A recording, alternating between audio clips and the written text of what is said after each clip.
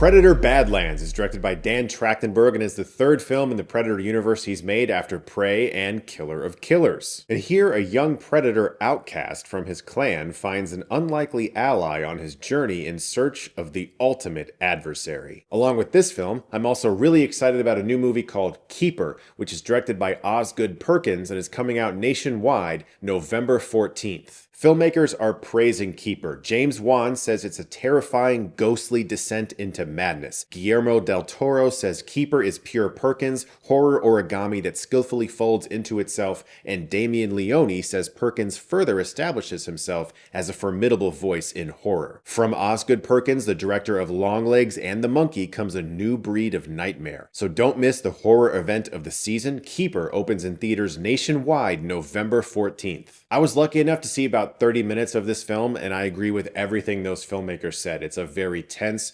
suspenseful, and scary movie, and it opens nationwide November 14th. It's amazing to me that Dan Trachtenberg has now made his third film in the Predator universe after Prey and this year's Killer of Killers, which was exceptional, and yet this is the first one to actually be in theaters.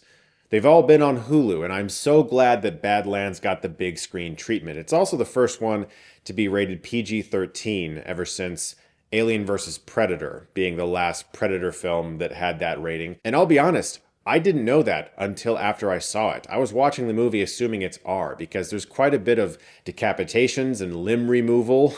The thing is, it's not red human blood. It's all green alien blood and slime and things like that. So they get away with it being goopy and alien and kind of fun. I love that there's a way around that you can have so much alien creature carnage and gore and maintain a PG-13 rating. It did not ruin the movie at all. I really thought this was a very, very good Predator movie, and obviously a first of its kind in that you are seeing a Predator that has a name.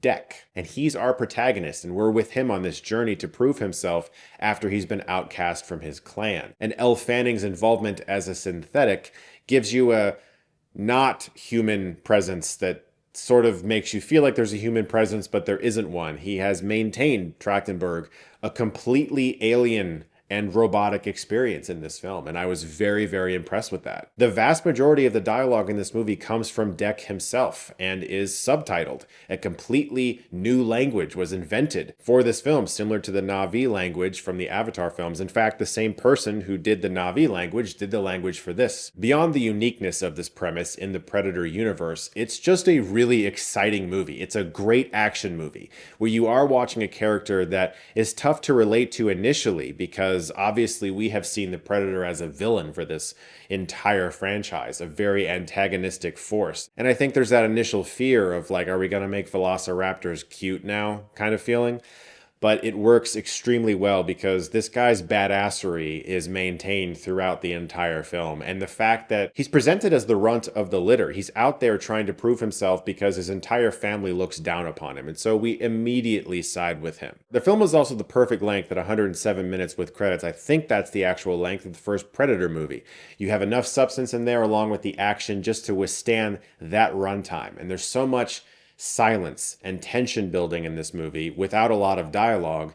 You can't extend that too long, and it's handled so well. There are so many scenes where it's just Deck hunting this thing, this impossible creature that he's trying to find and kill. And it takes the idea of the Predator hunt to the next level. It's not just about crash landing on Earth and killing some random people.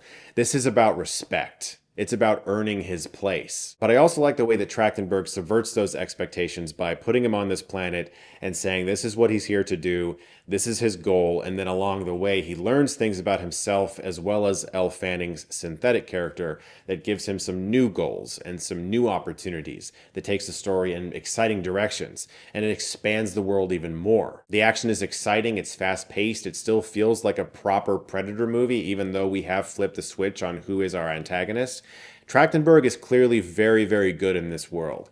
I would love to see him do something else because he's made 3 Predator movies and I love his way of making films, 10 Cloverfield Lane as well.